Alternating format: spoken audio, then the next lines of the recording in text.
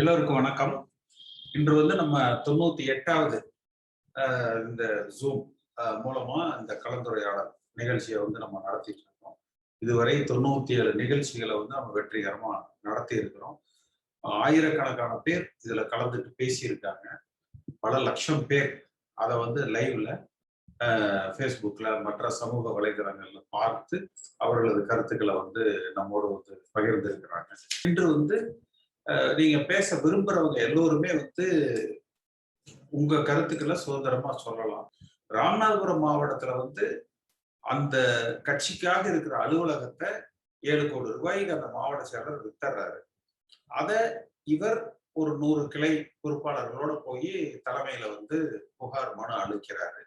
அந்த புகாரை விசாரித்து விட்டு அது உண்மை, இவருடைய குற்றச்சாட்டு உண்மைன்னு சொல்றாங்க.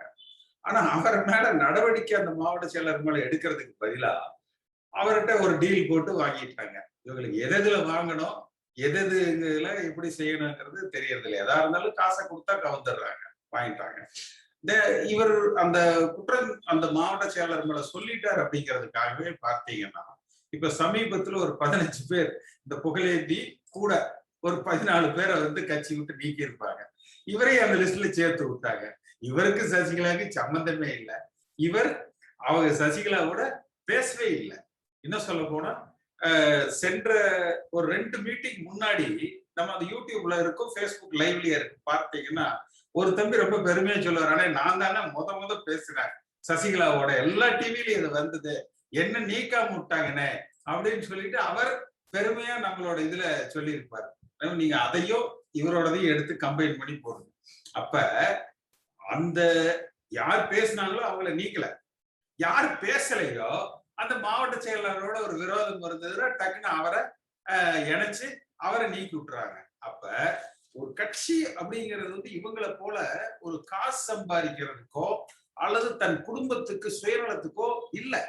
புரட்சி தலைவர் காலத்துல இருந்து இருக்கிறவங்க அது ஒரு உணர்வு பூர்வமானது. ஒருத்தர் கட்சி விட்டு நீக்கிறாங்கன்னா ஏதோ ஊர்ல இருந்து ஒருத்தரை தள்ளி வைக்கிறது, ஒரு குடும்பத்துல இருந்து ஒருத்தரை தள்ளி வைக்கிறது போன்ற ஒரு மிக கொடூரமான ஒரு செயல். அதை எல்லோருமே ஒரு மிகப்பெரிய புரட்சி தலைவர் காலத்துல இருந்து வந்தவங்களுக்கு அப்படி ஒரு நடவடிக்கை வருதுன்னா அது ஒரு மிகப்பெரிய ஒரு அவமானகரமான செயலா.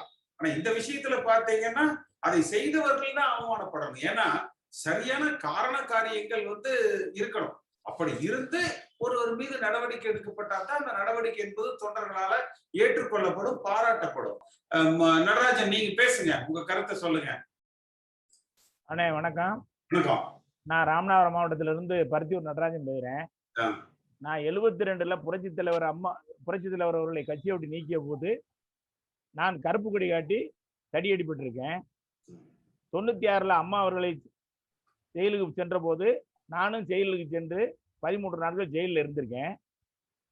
நான் இவ்வளவு கட்சி தீவிரமா இருக்கிறதுனால இந்த கட்சி அலுவலகத்தை ராமநாதபுரத்தில் 7 கோடிக்கு வித்து இந்த மாவட்ட செயலாளர் அபகாரம் பண்ணிட்டாருன்னு சொல்லி தலைமைக்கு நான் மனு கொடுத்ததுனால இணையை எடுப்பதற்கு எந்த காரணம் தெரியாத இந்த தலைமை இபிஎஸ் மற்றும் ஓபிஎஸ் இருவரும் சேர்ந்து சசிகலா அவருடன் பேசியதாக பொய்யான தகவலை சொல்லி என்னை கட்சியிலிருந்து நீக்கம் செய்திருக்கார்கள், புகழேந்தி அவர்கள் தலைமையோட சேர்த்து. இதில் என்ன வேடிக்கை என்று சொன்னால், இந்த அதிமுக எதிர்கட்சியாக வந்ததற்கு என்ன காரணம்? இதற்கு மாவட்ட செயலாளர் சில தவறுகளை செய்து விட்டார், இவர் மீது நடவடிக்கை எடுங்கள் என்று சொல்ல போன என்னையே கட்சியை விட்டு நீக்குவது என்பது இந்த இயக்கத்தை எந்த வழிக்கு கொண்டு செல்கிறார்கள் என்பதை என்னால் உணர முடியவில்லை. அண்ணன் அவர்கள் சொன்னதை போல இந்த இயக்கம் ஒன்றுபட்ட இயக்கமாக அனைவரும் இருந்து செயல்பட்டு இந்த அண்ணா திராவிட முன்னேற்ற கழகத்தை ஆளுங்கட்சியாக கொண்டு வர வேண்டும் என்பதுதான் நம்மளை போன்ற பழைய கட்சிக்காருடைய எண்ணம். அதுதான் இன்றைய நம்மளுடைய நோக்கமும் கூட. நாம் சசிகலாவின் பக்கமோ ஓபிஎஸ் பக்கமோ இபிஎஸ் பக்கமோ நாம் சார்ந்தவர்கள் அல்ல.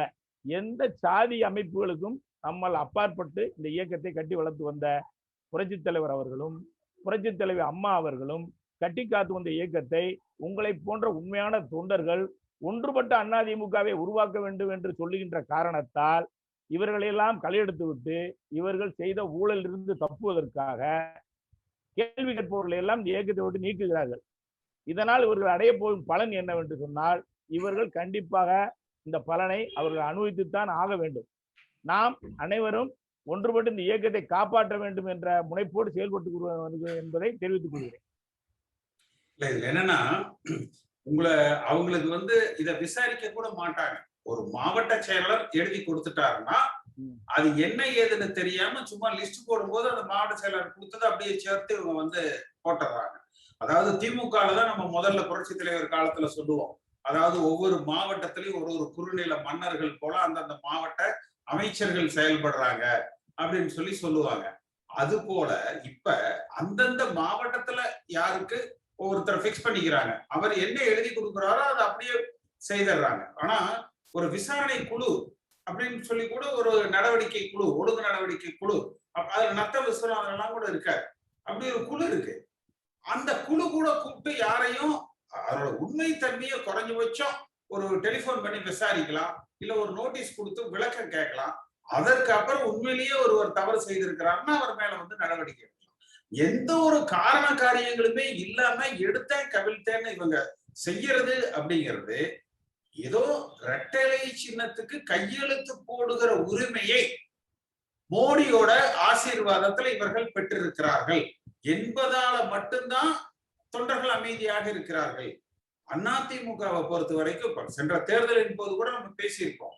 நமக்கு இபிஎஸ் பிடிக்குது பிடிக்கல அதெல்லாம் முக்கியம் கிடையாது. நாம புரட்சி தலைவர் எம்ஜிஆர் வழி வந்தவர்கள் இரட்டை இலை சின்னம் அந்த தொகுதியில வெற்றி பெற வேண்டும். இப்படித்தான் ஒவ்வொரு தொகுதியில இருக்கிற அதிமுக தொண்டர்களும். இன்னைக்கு கூட எனக்கு காலையில என்னோட அந்த பதிவு எனக்கு ஒரு கமெண்ட்ல ஒரு பதிவு போட்டிருந்தார். இதைத்தான் சொல்லியிருந்தார். ஆனா இது வந்து ஓபிஎஸ் பிடிக்குதா இபிஎஸ் பிடிக்குதான்னெல்லாம் இல்ல. இரட்டை சின்னம் நம்ம தொகுதியில தோத்தரக்கூடாது. அதனால வந்து நம்ம யாரையும் பாக்குறது இல்ல. இபிஎஸ்ஆ ஓபிஎஸ்ஆ இவங்களா அவங்களாங்கலாம் பாக்குறது இல்ல. இரட்டை சின்னத்தை வெற்றி பெற வைப்பதற்கு தொண்டர்கள் வந்து உழைக்கிறாங்க. அதுல மோடி அந்த கையெழுத்து போடுகிற உரிமையை இவர்களிடத்துல கொடுத்திருக்கிற காரணத்தினாலதான் வந்து இன்னைக்கு இன்று இது போன்ற நடவடிக்கைகளை இவர்கள் செய்து கொண்டிருக்கிறார்கள். ஆனா இந்த நடவடிக்கைகள் என்பது இரட்டை சின்னத்தினுடைய வலிமையை, அதிமுகவினுடைய வலிமையை குறைத்து மீண்டும் ஆளுகிற கட்சியாக அதிமுக வர வேண்டும் என்கிற அந்த எண்ணமே இல்லாமல் இவர்கள் அடித்திருக்கிற கொள்ளை, செய்திருக்கிற ஊழல்கள், இதுல இருந்து இவர்களை பாதுகாத்துக் கொள்ள வேண்டும் என்பதற்காக மட்டுமே இந்த இயக்கத்தை சுயநலமாக பயன்படுத்தி கொண்டிருக்கிறார்கள். நிச்சயமா நமக்கு அதிமுக பெருசு, இரட்டை சின்னம் பெருசு, புரட்சி தலைவர் எம்ஜிஆர் அம்மா, அந்த வழியில தான் நம்ம வந்து செயல்படணும். எல்லோரும் ஒருங்கிணைந்த ஒரு அதிமுக வேணும் என்றுதான் வந்து நம்ம நினைக்கிறோம். நிச்சயமே இந்த ஊழல் நடவடிக்கைகள் அதுல நடவடிக்கைகள் எடுக்கிற பொழுது ஒரு நல்ல இவங்களோட சுய உருவம், இவர்களுக்கு இருக்கிற ஆதரவு இவர்களே தெரிந்து கொள்வார்கள். ஏன்னா அம்மா வந்து குன்ஹா ஜட்ஜ்மெண்ட்ல சிறைப்படுத்தப்பட்டார். அப்ப பாத்தீங்கன்னா ஒட்டுமொத்த தமிழ்நாடே கலங்கி கதிகலங்கி நின்றது. தமிழ்நாட்டில் இருக்கிற ஒவ்வொருவரும் பார்த்தீங்கன்னா ஏதோ தன் வீட்டில் ஒருவர் சிறையில் இருப்பதை போல உணர்ந்தார்கள். அது அம்மா எப்ப அந்த ஹைகோர்ட்ல குமாரசாமி ஜட்ஜ்மெண்ட் வந்து சிறையிலிருந்து மீண்டு வந்தாரோ அது வரைக்கும் மொத்த தமிழ்நாட்டு பாத்தீங்கன்னா ஸ்தம்பிச்சு போயிடுச்சு. ஆனா இது சசிகலா அவர்கள் சிறைக்கு போனாங்க, 4 ஆண்டு காலம் இருந்தாங்க. ஏதாவது இம்பாக்ட் இருந்ததா? எதுவுமே கிடையாது. எந்த ஒரு எந்த சலனமும் இல்லை. இதேதான் எடப்பாடி பழனிசாமிக்கு நடக்கும், இதேதான் வந்து ஓ பன்னீர்செல்வத்துக்கு நடக்கும், தங்கமணிக்கு நடக்கும், வேலுமணிக்கு நடக்கும். எந்த எல்லா அமைச்சர்களுக்குமே இதுதான் நடக்கும். அப்ப ஒரு தலைமையினுடைய வலிமை என்பது இதுதான். எப்படி அம்மாவுக்கு ஒரு பாதிப்பு வந்த போது அந்த தொண்டர்கள் அவர் பக்கம் நின்னாங்க, சசிகலாவுக்கு வருகிற பொழுது அதை யாரும் பெருசா கண்டுக்கல. அதே நிலைமைதான் இவங்களுக்கு வரும். எப்படி இவர்கள் சசிகலாவுக்கு அந்த நிலை வந்த போது ஒதுக்கி வச்சுட்டு போனாங்களோ அதே மாதிரி இபிஎஸ் ஓபிஎஸ்க்கான நிலை வருகிற பொழுது தொண்டர்கள் ஒன்று கூடி அடுத்த தலைமையை தேர்ந்தெடுத்து ஒதுக்கி வச்சுட்டு போயிட்டே வந்து இருப்பாங்க. இதுதான் நடக்க போகுது. இதுல இன்னொன்னு பார்த்தீங்கன்னா அவரு நிலோஃபர் கபில் மேல அவங்க மேல நடவடிக்கை எடுக்கிறாங்க, மணிகண்டன் மேல எந்த விதமான நடவடிக்கையை வந்து எடுக்கல. இது ஒரு கடும். ஏன்னா இந்த கருத்தை நான் சொல்றது காரணம் பல தொண்டர்கள் என்கிட்ட அண்ணா இதை பத்தி நீங்க கேளுங்க, ஏன் வந்து மணிகண்டன் மேல வந்து நடவடிக்கையை வந்து எடுக்கல என்று நான் கூட முதல் நினைச்சேன். சரி அவர் ஒருவேளை கைது செய்யப்பட்ட கோர்ட்ல முன்ஜாமீன் கொடுத்துட்டா பண்ண மாட்டாங்கன்னு நினைச்சேன், அல்லது ஒருவேளை கைது செய்கிற பொழுது செய்வாங்க அப்படின்னு சொல்லி நினைச்சோம். சரி, கைதானதுக்கு அப்புறம் ஒருவேளை ஓபிஎஸ் இபிஎஸ் சந்திச்சிருக்க மாட்டாங்க. சட்டமன்றம் கூடுகிற பொழுது அந்த முதல் நாள் அன்று மாலை வந்து இத அறிவிப்பாங்க அப்படின்னு நினைச்சோம். பார்த்தா அதுக்கு உண்டான எந்த விதமான ஒரு நடவடிக்கைகள் இருப்பதாக இதுவரைக்கும் தெரியல. அப்ப இவர்கள் வந்து நீங்க ஆள் யாருன்னு சொல்லுங்க, அதுக்கப்புறம் அதுக்கு என்ன ரூல் அப்படிங்கறத நாங்க சொல்றோம்.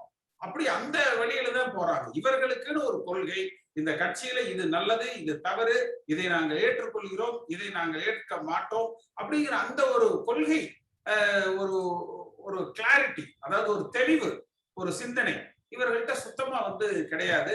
ஆனா நிச்சயமாக நாம் பயணிக்கிற பாதை என்பது எல்லா அதிமுக தொண்டர்களையும் சாதி மதங்களுக்கு அப்பாற்பட்டு, லஞ்ச ஊழல்களுக்கு ஒரு அப்பாற்பட்டு வலிமையான ஒரு இயக்கமாக எல்லோரையும் அரவணைத்து ஒருங்கிணைத்து மீண்டும் ஆளுகிற கட்சியாக அதிமுக வரணும், தொண்டர்களால ஒரு தலைமை தேர்ந்தெடுக்கப்படணும் அப்படிங்கறத நோக்கித்தான் நம்ம வந்து பயணிக்கிறோம். சிவா, தென்காசி பேசுங்க தம்பி.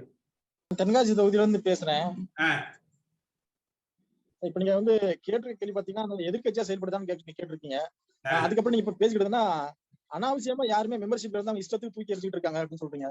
ஆனா இவங்க வந்து அவங்க என்ன சொல்றது, எனக்கு கொஞ்சம் கோபமா வருது அவங்க செயலெல்லாம் பார்த்தா. அதாவது கொஞ்சமா சுயநலோட சுய புத்தியோட செயல்படுறாங்களாங்கிற கேள்வி வருது. ஒரு சாதாரண என்ன அந்த மாதிரி ஆட்களுக்கு இந்த மாதிரி கேள்வி வரும்போது நீங்க ஒரு பெரிய பொறுப்புல இருக்க ஆட்கள், உங்களை மாதிரி ஆட்களுக்கு எல்லாம் அப்புறம் எவ்வளவு உணர்ச்சிகள் வரும், அதெல்லாம் அவங்க யோசிச்சு பார்க்கணும். ரெண்டாவது, ஒரு முழுமையான ஒரு விசாரணை வச்சு ஒரு சரியான முடிவு எடுத்து ஒரு 4 பேர் முன்னாடி வச்சு ஒரு கூட்டத்தை கூட்டி ஒரு நடுநிலையா ஒரு முடிவு எடுத்து அதுக்கு அப்புறமா இந்த மாதிரி முடிவுகள் வெளியிட்டாங்கன்னா அவங்க வந்து நல்லா இருக்கும். அதாவது தவறு பண்ணியிருந்தா அவரே அந்த தவறு பண்ணவரை ஒத்துக்கொள்ளக்கூடிய அளவுக்காவது அந்த முடிவுகள் இருக்கணும். அப்படி இருந்தாதான் அது வந்து நல்லா இருக்கும். ரெண்டாவது, எதிர்கட்சியோட செயல்பாடுகள் பாத்தீங்கன்னா அந்த அளவுக்கு ஒன்றும் நல்லா இல்லைங்க. இவங்க வந்து சும்மா ஏதோ வந்தா போனோம் அப்படின்னு தான் இருக்காங்க ஒழிய எதையுமே கண்டுக்கல. பட் கொஞ்சம் சின்ன சின்ன விஷயங்கள் வந்து சொல்றாங்க, அது ஒண்ணும் பெருசா இல்ல. என்னோட கருத்துங்க. மணியன் கேக்குதா இல்லையா? சார் கேக்குது சார். சார் வணக்கங்க. வணக்கங்க. நான் மீட்டிங்ல கன்டினியூ பண்ணிட்டு இருக்கிறேங்க. நீங்க சொல்றது அதாவது வந்து நம்ம இயக்கம் ஜெயிக்க வேணும் எல்லாமே சொல்றீங்க, இல்லைன்னு சொல்ல வரல. சசிகலாவும் வந்து அவங்க நான் என்கின்ற ஒரு இதுல வர்றாங்க. ஓபிசிபிஸும் அதே மாதிரி இருக்குது. தொண்டர்களால் எடுத்து போகணும்னு ஒரு முடிவு சொல்றீங்க நீங்க, நான் ஏத்துக்கிறேன். ஆனா இது நடக்குங்கிற நீங்களா நினைக்கிறீங்களா சார்? நிச்சயமா இல்ல, நிச்சயமா நடக்கும். ஏன்னா 2 விஷயங்க. அதாவது இந்த கட்சியில ஜா ஜே என்கிற அணிகள் பிரிந்து ஒரு பலப்பரீட்சை நடந்தது. ஆமாங்க சார். ஜே அணியில அதிக வாக்குகளும் சட்டமன்ற உறுப்பினர்களும் வெற்றி பெற்றாங்க. ஜா அணியில வந்து 10-11% ஜே அணியில 22% வாக்கு வாங்கினாங்க. அதுக்கு அப்புறம் தான் இந்த கட்சி வந்து இணைஞ்சது. இன்றைக்கும் இரட்டை சின்னம் இல்லாம தனித்தனியா 2 பேரோ 3 பேரோ அந்தந்த தலைமைகளை போட்டியிடுகிற பொழுது எது வலிமையான தலைமைன்னு ஒரு முடிவு ஆயிருக்கும். ஆனா துரதிருஷ்டவசமா என்ன ஆச்சுன்னா, இரட்டை சின்னத்தை வந்து மோடி வந்து அவர் ஒரு சைடு எடுத்து இவங்களுக்கு அப்படின்னு கொடுத்து அவர்களுக்கு சாதகமான ஒரு தலைமையை உருவாக்கி இருக்கிறாங்க. நான் கட்சி பிளவுபடணும்னு சொல்லல. அப்ப இந்த கட்சிக்குள்ள எல்லோரும் ஏற்றுக்கொள்ளுகிற ஒரு தலைமை இருக்கணும். ஏன்னா இந்த கட்சி வலிமையாக இருக்கணும்னா தேர்தலில் ஜெயிக்கணும். தேர்தலில் ஜெயிக்கணும்னா முதல்ல கட்சிக்காரங்க மத்தியில ஒரு அதிருப்தி வந்து இருக்கக்கூடாது, எல்லோரும் ஏற்றுக்கொள்ளணும். அந்த தலைமை மீது ஒரு நம்பிக்கை வந்து இருக்கணும். அப்படி ஒரு நம்பிக்கையை பெறணும்னா அந்த தலைமை என்பது தொண்டர்களால ஏற்றுக்கொள்ளப்படுகிற தலைமையா இருக்கணும். அப்ப அந்த தொண்டர்கள் யாரை ஏற்றுக்கொள்வார்கள்? யார் அந்த தொண்டர்களால தேர்ந்தெடுக்கப்படுகிறார்களோ அவர்களைத்தான் அந்த தொண்டர்கள் வந்து ஏற்றுப்பாங்க.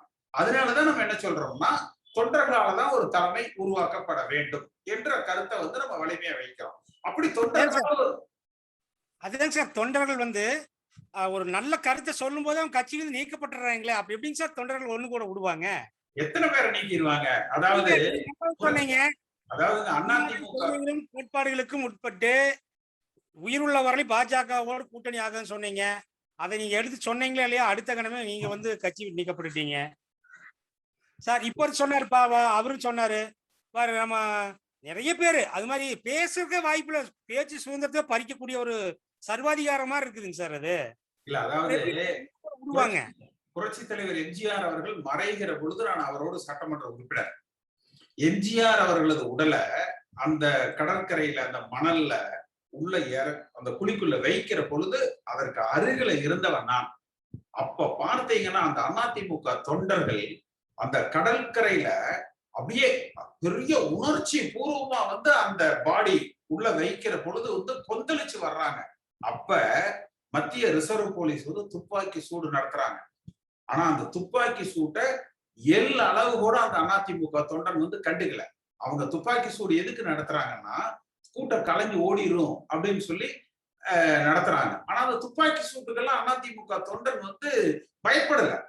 ஏன்னா அவர்கள் எம்ஜிஆர் மீது வைத்திருக்கிற அபிமானம் என்பது அதை விட வலிமையானது. அந்த துப்பாக்கி குண்டை விட எம்ஜிஆர் மீது அவர்கள் வைத்திருக்கிற அபிமானம் அப்படிங்கிறது வந்து மிக வலிமையானது. அதனால ஒரு எடப்பாடி பழனிசாமி வந்து கேசி பழனிசாமி கட்சியில இல்லைங்க அப்படின்னு சொல்லிட்டு நான் ஆமான்னு சொல்றேன்னா என்ன, அடுத்த நிமிஷம் உடனே பிரஸ் வர சொல்லி நீ யார் அதை சொல்றதுக்குன்னு சொல்லி கேட்கறோம் இல்ல. இப்ப இன்னைக்கு அவர் நடராஜன் வந்து கேட்கிறாருல, நான் என்ன தப்பு பண்ணேன் எதுக்கு நீக்கிறீங்கன்னு கேட்கிறாருல, புகழேந்தி கேட்கிறாருல, எல்லாரும் கேட்கறோம் இல்ல. அப்ப இது வந்து அம்மா காலத்திலயோ இல்ல தலைவர் காலத்திலயோ அது மாதிரி இருக்குமா என்ன? முதல்ல அவங்க இந்த மாதிரி ஒரு தவறான நடவடிக்கைகளை வந்து எடுக்க மாட்டாங்க. அதனால நிச்சயமாக தொண்டர்களால ஒரு தலைமை என்பது வந்து உருவாக்கப்படும். அது இவங்களா இல்ல அது சாத்தியம் இல்லை, அது நடக்காது. ஏன் நடக்காது? நிச்சயமா நடக்கும். அதை நம்ம நடத்தி காட்டுவோம். எல்லா தொண்டர்களும் பெரும்பான்மையான தொண்டர்கள் இது தேவை என்று உணர்கிற பொழுது நிச்சயமா அது நடக்கும். லட்சுமணன் பேசுங்க. கேக்குதா? கேக்குது, பேசுங்க. இப்ப சிறப்பா கொண்டு போகணும்னா ஒற்றை தலைமை தான் ரொம்ப மிக முக்கியம். இப்ப தலைவர் புரட்சி தலைவர் இருக்கும் பொழுது உங்களுக்கு ஒற்றை தலைமை, அம்மா இருக்கும் பொழுது ஒற்றை தலைமை. ஒரு உரைக்குள்ள இப்ப 2 கத்தி இருக்கு. எந்த கத்தி கிழிஞ்சுக்கிட்டு கீழே விழுகும் தெரியல. ஒற்றை தலைமை வந்தால் மட்டுமே நமது தொண்டர்கள் அனைவரும் ஒன்று சேர்ந்து ஒற்றை தலைமை என்னைக்கு வருதோ அன்னைக்கு மீண்டும் அதிமுக ஆட்சிக்கு வரும். இல்லை என்றால் கண்டிப்பாக இது சாத்தியம். ஒற்றை தலைமை தான் வேணும். நான் அவரு இவரு யாரு அதெல்லாம் சொல்லல. ஒற்றை தலைமை தான் வேண்டும். இப்ப பழனிசாமி அண்ணகிட்ட நான் நேர பேசுறேன்னா பழனிசாமி அண்ணகிட்ட தான் பேசணும். உங்க பக்கத்துல ஒருத்தர் இருந்துகிட்டு ஏதாவது சொல்லி கொடுத்துக்கிட்டு இருந்தாருன்னா பேச முடியுமா? சொல்லுங்கண்ணே. இல்ல அதாவது தலைமை என்னைக்கு இதுக்கு பாடுபடுங்க. ஒற்றை தலைமை என்னைக்கு கொண்டு வர்றீங்களோ அன்னைக்கு இதுவாகும். இதுக்கு தொண்டர்களால ஒரு தலைமை தேர்ந்தெடுக்க எல்லா தொண்டர்களும் சேர்ந்து 1-2 அனைத்து இந்த அண்ணா திராவிட முன்னேற்ற கழக அத்தனை தொண்டர்களும் சேர்ந்து ஒற்றை தலைமை தேவைன்னு கோர்ட்டுக்கு போங்க. ஒற்றை தலைமை தான் எங்களுக்கு தேவை அப்படின்னு கோர்ட்டுக்கு போவோம். வாங்க, நான் ரெடி. வர்றதுக்கு நீங்க ரெடியா? வழக்கு முதல்ல இதுல இருக்கு, டெல்லி ஹைகோர்ட்ல. ஆமா, அந்த போவோம். எல்லாரும் ஒரு மாநாட்டை போடுவோம். ஒற்றை தலைமை தான் தேவைன்னு பண்ணுங்களேன். தைரியமா பண்ணுங்க. உங்க பின்னாடி நான் இருக்கேன், நானும் வர்றேன். இந்த ஒற்றை தலைமை வரும் பொழுது கண்டிப்பாக நம்ம நினைத்தது நடக்கும். அதுவரைக்கும் கண்டிப்பா நடக்காத. பாரதிய ஜனதா கட்சி தான் வந்து இந்த இரட்டை தலைமையா வச்சிருக்கிறாங்க. எதுக்காக நம்ம இரட்டை தலைமை வச்சிருக்கட்டும், அது நம்ம வந்து அடுத்தவங்களை குறை சொல்ல வேண்டாம். இவங்க 2 பேரையுமே நம்ம 2 பேரும் தொண்டர்கள் அனைவரும் நீக்கும் பொழுது எப்படி இது பண்ணுவாங்க? அவங்க எதுக்காக இந்த இரட்டை தலைமை வச்சிருக்கிறாங்கன்னா பிடிய, அதாவது ஒருத்தருக்கு பவர் மேலே நீங்க சொல்றது 100க்கு 100 உள்ளேன்னு நான் மறுக்கவில்லை அண்ணா. நான் மறுக்க விரும்பவில்லை, மறுக்கல. ஆனால் ஒற்றை தலைமை கண்டிப்பாக தேவை. ஒற்றை தலைமை இருந்தால் மட்டுமே தான் சாதிக்க முடியும். மிலிட்டரியில ஒரு கமாண்டர் இருந்தா தான் அதை கமாண்ட் பண்ண முடியும். எந்த இடத்துலயுமே ஒற்றை தலைமை இருந்தா தான் அதை சீர்மைக்கு கொண்டு போக முடியும். ஒரு உரைக்குள்ள ஒரு கத்தி வைக்கலாம், 2 கத்தி வச்சா என்ன? பேசுவோம். வினோத் சுரேஷ் பேசுங்க. வணக்கம். நம்ம முன்னாடில இருந்து பேசிட்டு இருக்கிறதா சார். நான் உங்க டிபேட்ல பார்த்தேன். சின்ன நீங்க ஒற்றை வேணும்னு சொல்றீங்க, இதுல வந்து சின்னமா வந்து வரக்கூடாதுன்னு சொல்றீங்க. அவங்க ஜெயிலுக்கு போயிட்டாங்க, அவங்க மேல குற்றச்சாட்டு இருக்கு அப்படின்னு ஒரு டிபேட்ல நான் பார்த்தேன். அவங்கள்ட்ட பேசணும்னு நினைச்சிட்டு இருந்தேன். இன்னைக்கு தான் வாய்ப்பு கிடைச்சிருக்கு. இன்னைக்கு இருக்க தலைவர்கள்ல, அரசு தலைவர்ல யார் பேர்ல சார் வந்து குற்றச்சாட்டு இல்லாம இருக்கு? எல்லார் பேர்லயும் குற்றச்சாட்டு இருக்கு.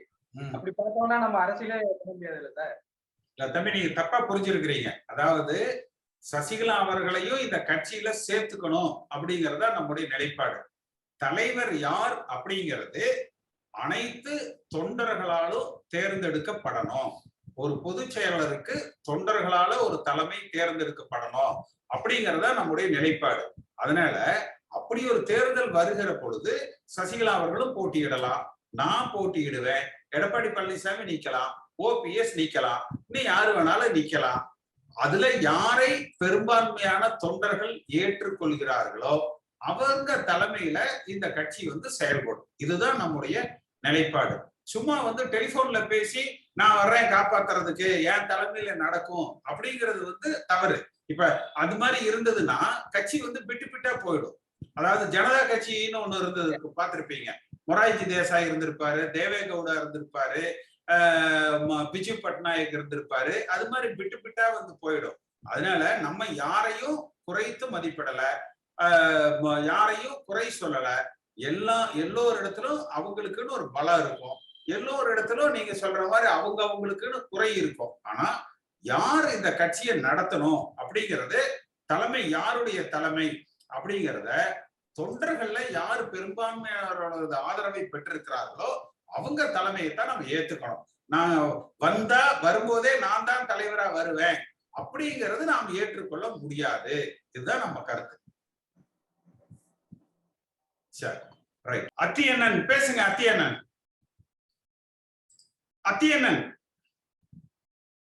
கேக்குதா? அத்தியண்ணன் வணக்கங்கண்ணா.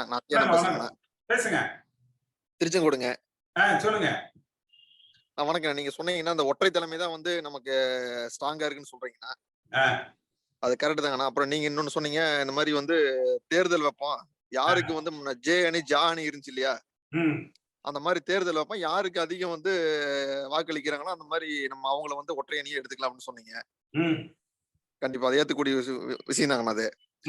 இப்போ அந்த கடந்த தேர்தலில் பாத்தீங்கன்னா இப்போ 2 பேருமே ஓபிஎஸ் இபிஎஸ்மே பிரச்சாரம் பண்ணாங்க.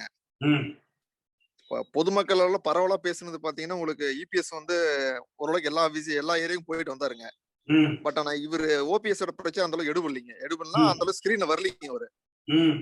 அப்ப இங்கே ஒரு இடத்துல லாக் ஆயிருக்குங்க. அப்ப காரணம் என்னன்னாக்கா, ஒருவேளை இவரு இபிஎஸ் நம்ம முதலமைச்சரா அறிவிச்சிட்டாங்க, சரி நமக்கு என்னத்துக்கு, அவரு தானே முதலமைச்சர் ஆக போறாரு, அந்த மாதிரி ஒரு கண்ணோட்டத்துல ஒரு பிரச்சாரம் ஈடுபடும் நான் நினைக்கிறேங்க.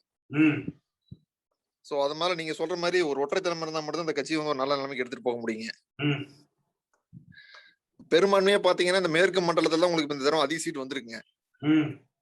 சவுத் சைடு உங்களுக்கு அதிகமா இல்லைங்க. அதுக்கு காரணம் ஓபிஎஸ் ஒரு காரணம் சொல்லாங்க. இப்ப இவர மாதிரி அவரும் இந்த மாதிரி ஒரு ஃபீல்ட்ல இறங்கி கிரவுண்ட் லெவல்ல இறங்கி ஒர்க் பண்ணி இருந்தாருன்னா இன்னும் சீட் அதிகம் வாங்கியிருக்கலாங்க. இல்ல, அதாவது நீங்க சொல்றதுக்கு ஒரு நல்ல புரிதல். அதாவது மேற்கு மண்டலத்துல நம்ம வெற்றி ஓரளவுக்கு பெற்றிருக்கிறோம், தென் மாவட்டங்கள்லயும் நம்ம ஓரளவுக்கு வெற்றி பெற்றிருக்கிறோம். நம்ம தோல்வி அடைஞ்சது எங்க? இது சும்மா அதாவது அந்த டிவிகள், விவாதங்கள், பத்திரிகைகள், அந்த ஊடகங்கள்ல பார்த்தீங்கன்னா ஒரு விஷயத்த கட்டமைச்சிடுறாங்க.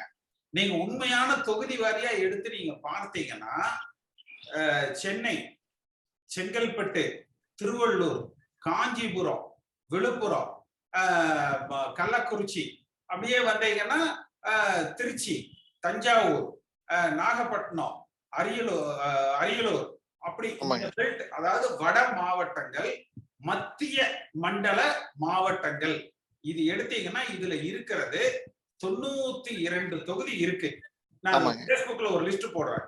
92 தொகுதி இருக்கு மத்திய மாவட்டங்கள்லயும் வட மாவட்டங்கள்லயும். இந்த 92 தொகுதியில நம்ம ஜெயிச்சிருக்கிறது வெறும் 9 தொகுதி. நான் அது போடுறேன், அதை ப்ரிப்பேர் பண்ணி போட சொல்லியிருக்கேன். ஒரு டேபிளையும் போட்டு தொகுதி வாரியா மாவட்டத்துக்கு எந்தெந்த தொகுதி இருக்கு, திமுக எத்தனை ஜெயிச்சிருக்கு, நம்ம எத்தனை ஜெயிச்சிருக்கிறோம். அப்ப வடக்கு மற்றும் மத்திய மண்டலத்துல இருக்கிறதுல 92 தொகுதியில 9 தொகுதியில தான் அதிமுக ஜெயிச்சிருக்கு. 83 தொகுதியில திமுக ஜெயிச்சிருக்கு.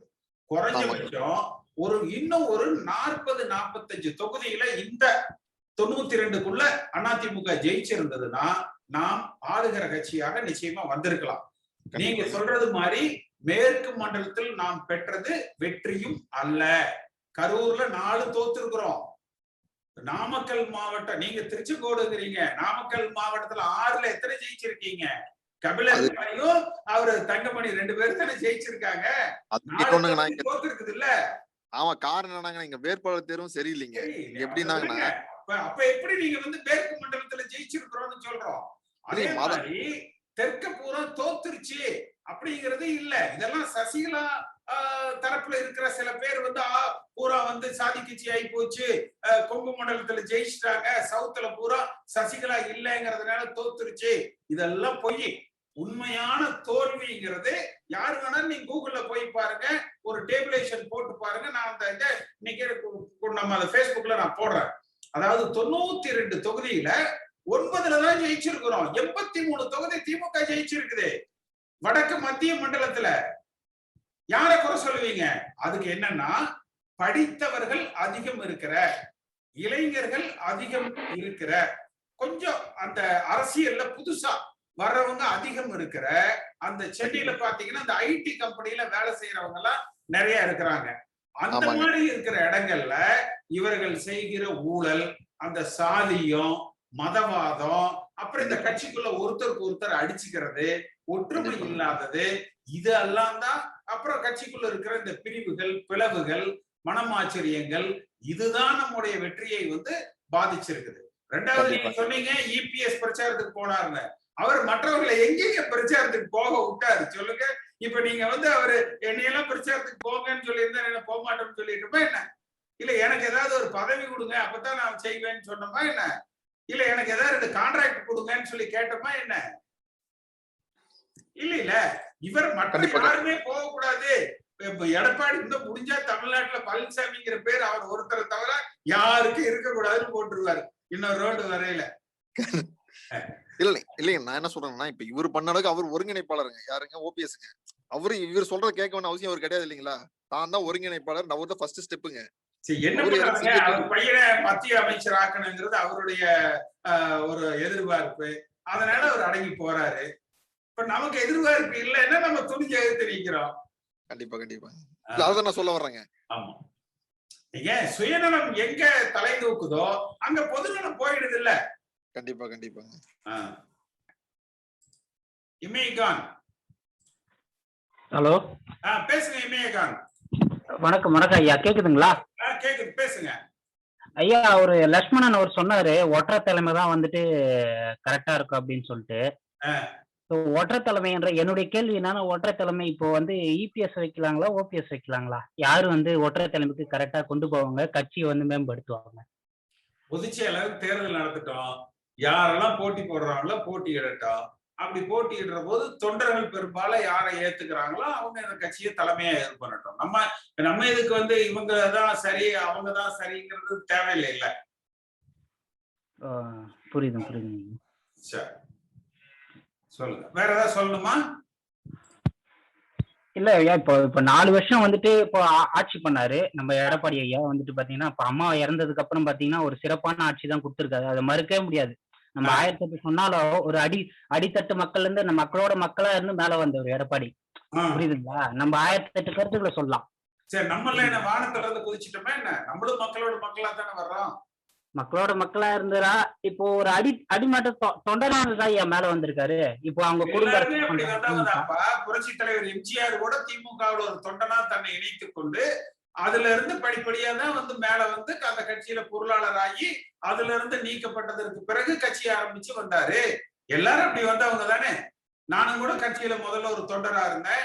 இளைஞர் அணியில வந்து மாவட்ட பொறுப்புக்கு எம்ஜிஆர் போட்டாரு, அப்புறம் சட்டமன்ற உறுப்பினர். ஆனா எல்லாரும் அது மாதிரி வர்றவங்க தானே.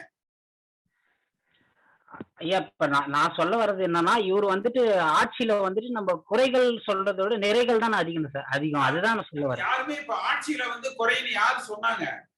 நம்ம சொல்றதெல்லாம் தொண்டர்களால அதிமுக கட்சிக்கு ஒரு தலைமை தேர்ந்தெடுக்கப்படணும் அப்படின்னு தான் சொல்றமே ஒழிய ஆட்சியில நீங்க ஒண்ணு வேணாப்ப. நான் எடப்பாடி பழனிசாமி சிறந்த முதலமைச்சர் நான் ஒத்துக்கிறேன்.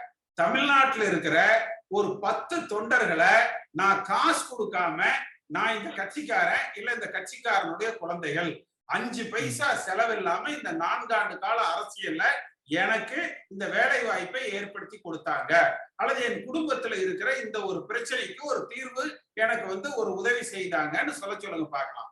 காசு கொடுத்திருப்பாங்க, 1000 ரூபாய் 2000 ரூபாய் கொடுத்திருப்பாங்க, அல்லது வேலை செய்யறதுக்கு கூலி போட்டு கொடுத்திருப்பாங்க.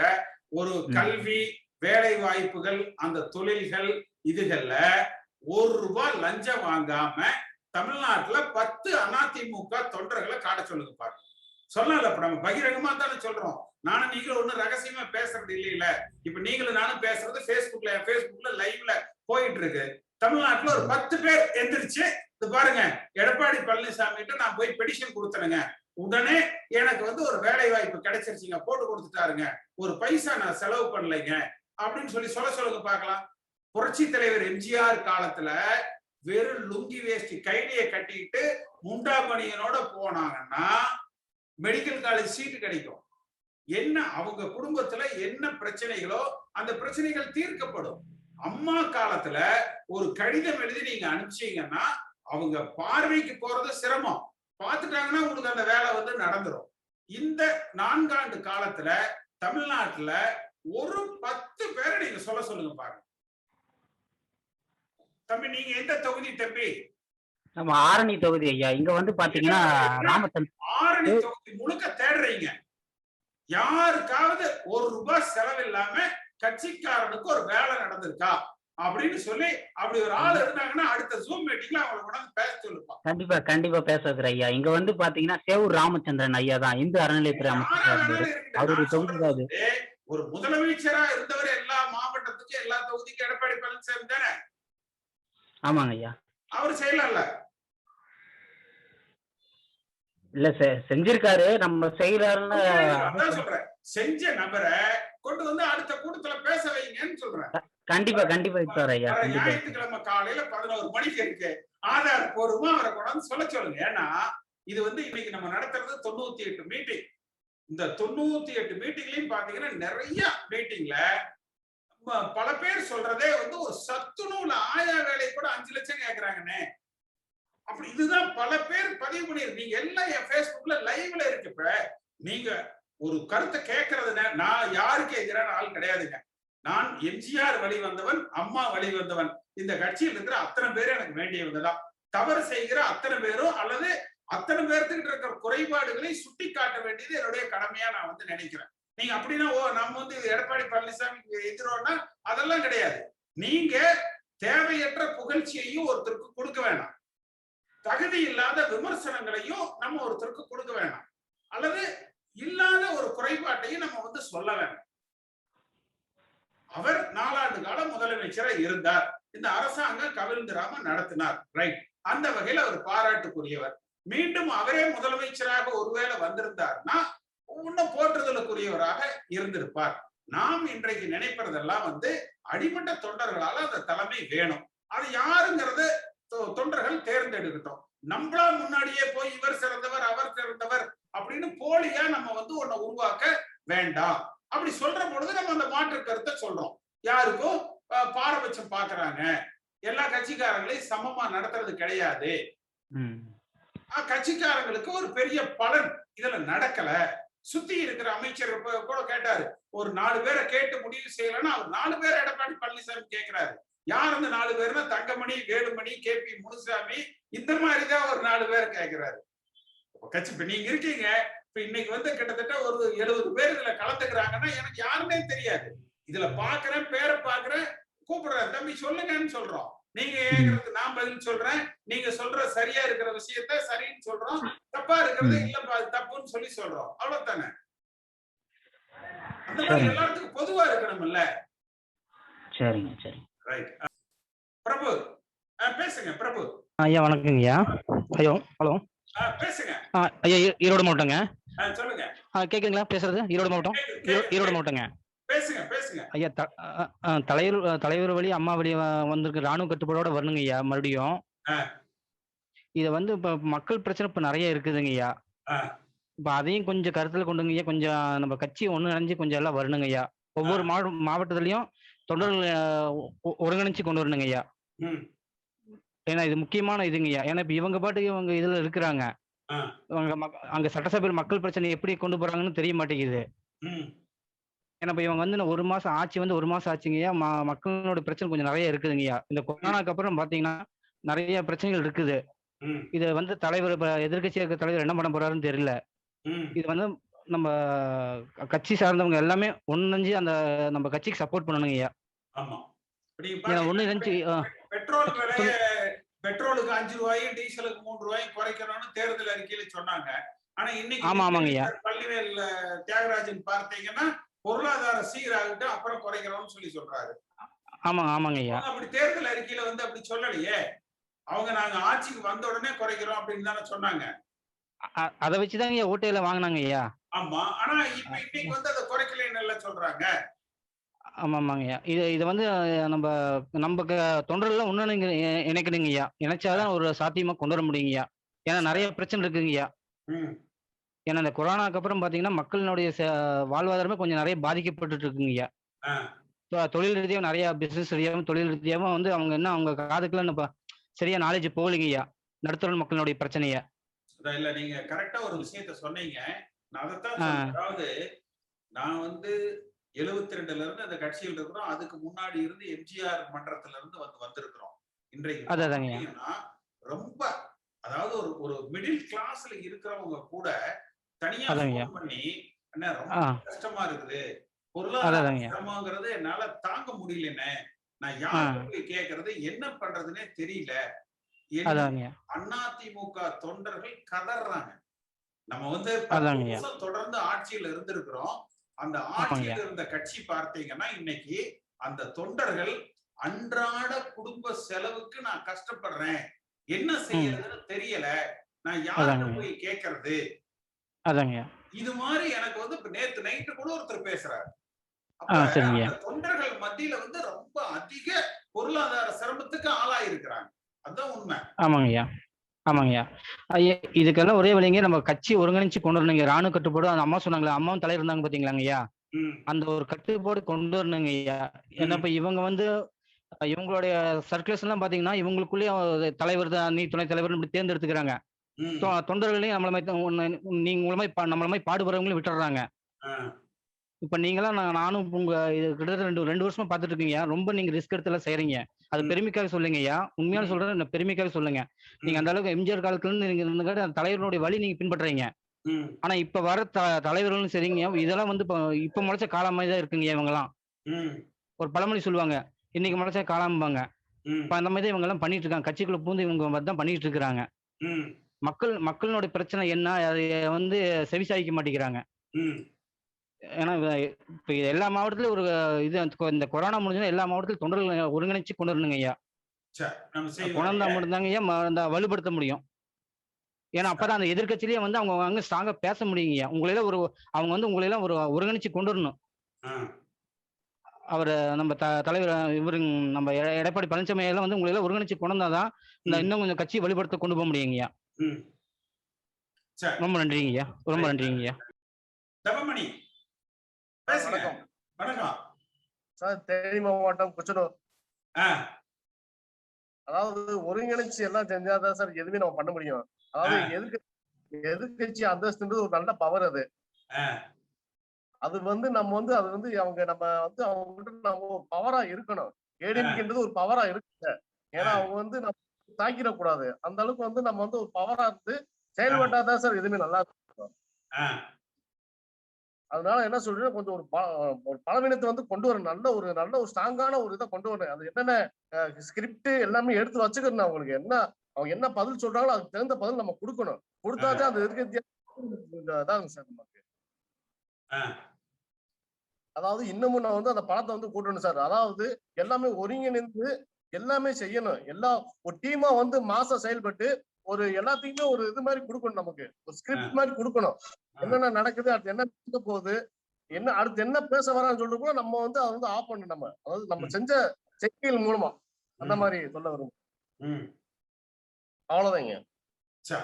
பேசுவோம். ஸ்ரீனிவாஸ் பேசுறீங்களா? ஆரணி ஸ்ரீனிவாசன், ஆரணி திருவண்ணாமலை. ஹலோ, பேசுங்க சார். வணக்கம். வணக்கம் சார், எப்படி இருக்கீங்க? நல்லா இருக்கு. பேசுங்க சார். இப்போ வந்து மீட்டிங் பாத்தீங்கன்னா நீங்க ரெகுலரா பண்ணிட்டு இருக்கீங்க. ஒரு கட்சியிலயும் ஒரு பொறுப்புலயும் இல்லாமையும் ஒரு கட்சி தனியா வழி நடத்திட்டு இருக்கீங்க. ஆரம்ப காலத்துல நீங்க இது வரைக்கும் ஒரு சிட்டிங்ல இருக்கிறவங்க எந்த விதமான ரெஸ்பான்சிபிலிட்டி பண்றாங்களா இல்லையா?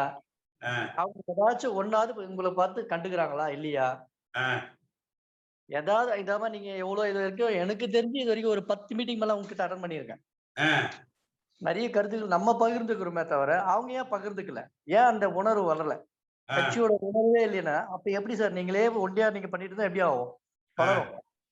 ஒரு மாவட்டத்திலயும் பாத்தீங்கன்னா நிறைய பிரிவினைகள் நிறைய இருக்கு. இப்ப திருவண்ணாமலை மாவட்டத்திலேயே எடுத்தீங்கன்னா கூட ஏகப்பட்ட நிறைய பிரிவினைகள் இருக்கு. ஒருத்த கூட கட்சிக்கு பாடுபடணும்ன்றது கிடையாது. அன்னைக்கு அவன் பதவியை காப்பாத்திக்கிட்டோம். நம்ம வந்து நம்ம இப்படிதான் இருக்கணுமே தவிர மக்களுக்கு செய்யறது அப்பாற்பட்ட பிரச்சனைங்க. எனக்கு பதவி இருக்கு, கட்சியை வந்து வளர்க்கின்ற வாய்ப்பு இல்லை. அதான் மெயின். உங்களுக்கு ஒரு அக்கறை கூட சிட்டிங்ல இருக்கும் பண்ண மாட்டாங்க. ஒருத்தராவது எவனா ஜூம் பண்ணி போட்டீங்களா இல்லையா? ஏன் அந்த உணர்வு இல்லாம இருக்காங்க? அதுதான் சார் என்னுடைய ஃபர்ஸ்ட் கேள்வி. வேற ஏதாவது சொல்லணுமா? அவ்வளவுதானா? இல்ல சார், அவ்வளவுதான் சார். அடுத்த மீட்டிங் பார்ப்போம். சரி, ரைட். தேஜாஸ் M30s பேர் வரல, தேஜாஸ் M30s வருது. பேசுங்க தம்பி. ஐயா வணக்கம். வணக்கம் ஐயா. நான் இப்ப சமீப காலமா பார்த்தோம்னா நம்ம அதிமுகங்கிறது திமுக கூட இணைஞ்ச மாதிரி இருக்குங்க ஐயா. இப்ப பாத்தீங்கன்னா நம்ம முன்னாள் துணை முதல்வரும் சரி, விஜயபாஸ்கர் எல்லா மந்திரிகளும் பார்த்தா எதிர்கட்சி மாதிரி இல்லைங்க ஐயா. ஏதோ அவங்க கட்சியில சேர்ந்து இது பண்ற மாதிரி அவங்களுக்கு சப்போர்ட் பண்ணிட்டு இருக்காங்க. இதுக்கு ஏதாச்சும் ஒரு முடிவு பண்ணுங்க ஐயா. திமுகங்கிறது அம்மா இருந்தப்ப எவ்வளவு பெரிய கட்சியா இருந்தது.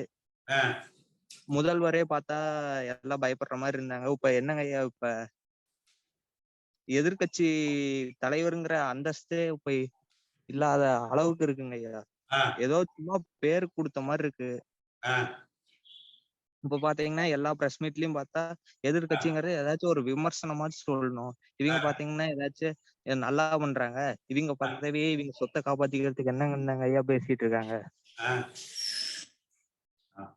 இல்ல, அதான் பெரும்பான்மையான அமைச்சர்களை பொறுத்த வரைக்கும் அவங்க மேல வழக்கு வந்துடக்கூடாது, ஊழல் எல்லாம் கைது பண்ணிடக்கூடாது அப்படிங்கிற அந்த பயத்துல திமுகவுக்கு அனுசரித்து செல்லுகிறவர்களாக, ஆதரித்து செல்லுகிறவர்களாகத்தான் இருக்கிறாங்க. அப்படியே சட்டமன்றத்துல புகை பறக்கணும் இல்ல, அப்பதானே வந்து நம்ம ஒரு வலிமையான ஒரு கட்சியா வந்து நம்ம இருக்க முடியும். ஒரு நிறைய குறைகளோட வந்து இவங்க நடத்துறாங்க. தேர்தல் அறிக்கையில சொன்ன எதையும் செய்யல. இன்னைக்கு இந்த கொரோனா காலகட்டத்துல ஜனங்க ரொம்ப கஷ்டப்படுறாங்க.